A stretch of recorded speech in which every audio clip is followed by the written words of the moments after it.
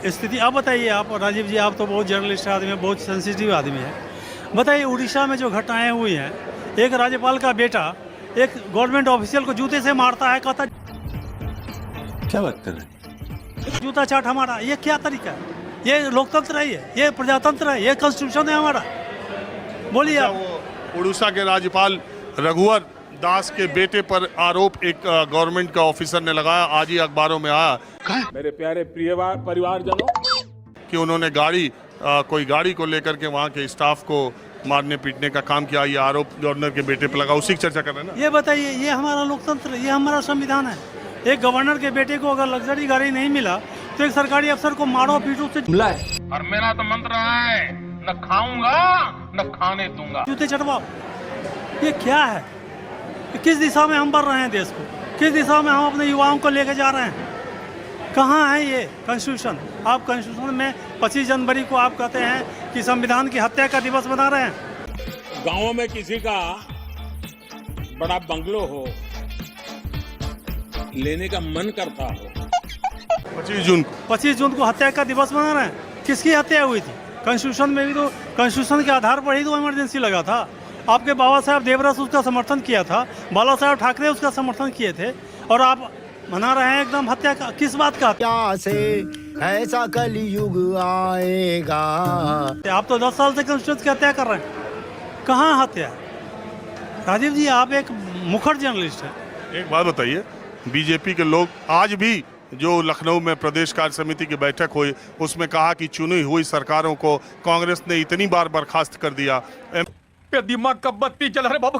Emergency लगाया, सब संविधान को अपने हाथ में लेने का काम कांग्रेस पार्टी ने किया, उल्टे संविधान को इन्होंने किया, और ये हमारे पर तोहमत लगाते हैं कि हम संविधान खत्म कर रहे हैं। बीजेपी ने कहा कि हम तो 10 साल से सरकार में थे, हमने कितने संविधान संशोधन कर दिए, सबसे ज्यादा संविधान संशोधन तो कांग्रेस पार्टी ने किया, ये उनका कहना है। ठीक है, चलो भाई, देखो अब मैं क्या करता हूं। कहा उन्होंने, सही बात है। हमने संविधान संशोधन किया, लेकिन हमने संविधान संशोधन सिर्फ जनता के भलाई के लिए किया, हम अपने लिए नहीं किया।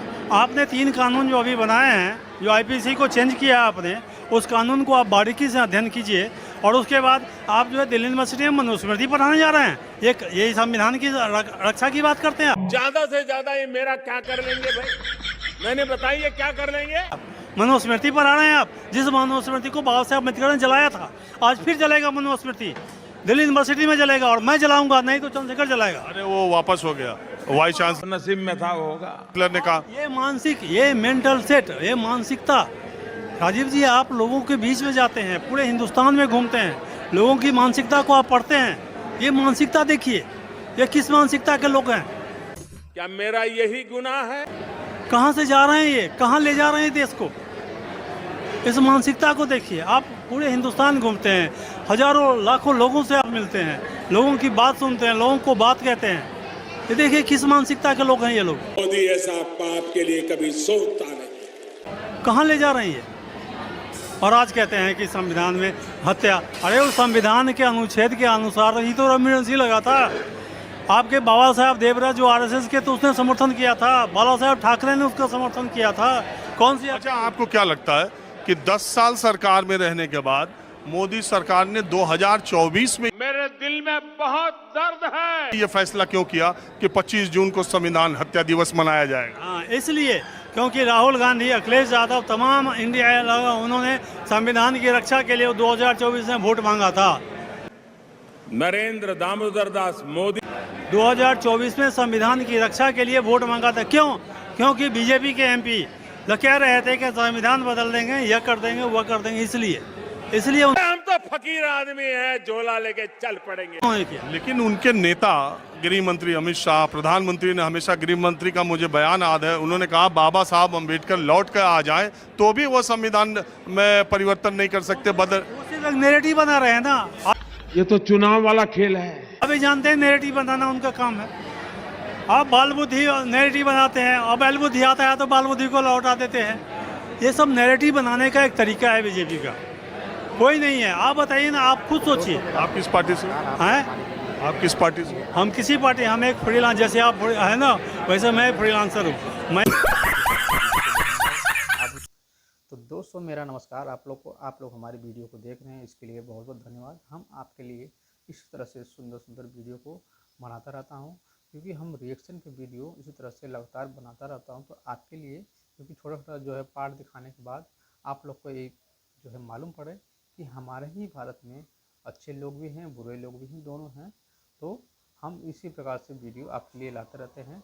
तो आज की वीडियो हमारे है अंधभक्तों को धोने वाली, क्योंकि चाचा जी इस प्रकार से अंधभक्तों को धोते हुए नजर आए, क्योंकि आप लोग भी पीछे देख चुके हैं इस प्रकार से धोया है चाचा जी ने। और जो है जब तक हम किसी भी प्रकार के जो है विरोध के लिए सवाल नहीं उठाएंगे तो उस पर कोई भी सुनवाई नहीं होने वाला है। हमें जो है मुकर होकर बोलना पड़ेगा अपनी आवाज़ को लेकर, क्योंकि जब तक हम अपनी आवाज़ को बुलंद नहीं करेंगे सरकार के कानों तक कोई भी खबर नहीं जाएगी। तो सरकार को अगर जो है सुनाना चाहते हैं अपनी आवाज़ तो हमें मुकर होकर बोलना पड़ेगा, जैसे चाचा जी बोल रहे हैं। तो इसी प्रकार से जो है अपने भारत के हर नागरिक को सवाल उठाना पड़ेगा और सरकार से जो सवाल पूछना पड़ेगा, क्योंकि जब तक हम सवाल नहीं पूछेंगे तब तक कोई भी कार्य होने वाला नहीं है। तो आप लोग से हमारी विनती है कि आप लोग ज़रूर जो है सरकार के किसी फैसले पे, अगर जो फैसला आप लोग को गलत लगता है उस पर सवाल उठाना चाहिए। जो फैसला सही है तो उसको सही तो उस पर सवाल तो कोई भी नहीं उठाएगा। तो सरकार के जो है कोई भी फैसला अगर हो तो संविधान बदलने की तैयारी अगर कोई भी कर रहा है तो संविधान बदलना इतना आसान नहीं है। संविधान को कोई भी नहीं बदल सकता है। इस पर जो भी नेता अगर बयानबाजी करते हैं तो वो बिल्कुल भी गलत है, उस पर सरकार को कार्रवाई करना चाहिए। क्योंकि किसी भी पार्टी का अगर कोई भी नेता अगर बोलता है, कोई भी ऐसी टिप्पणी करता है तो उस पर जो सरकार को कार्रवाई करना चाहिए। तो दोस्तों आज की हमारी ये वीडियो कैसी लगी आप लोग हमें जरूर बताएं कमेंट करके। हम आपके लिए इसी तरह से वीडियो बनाता रहता हूँ।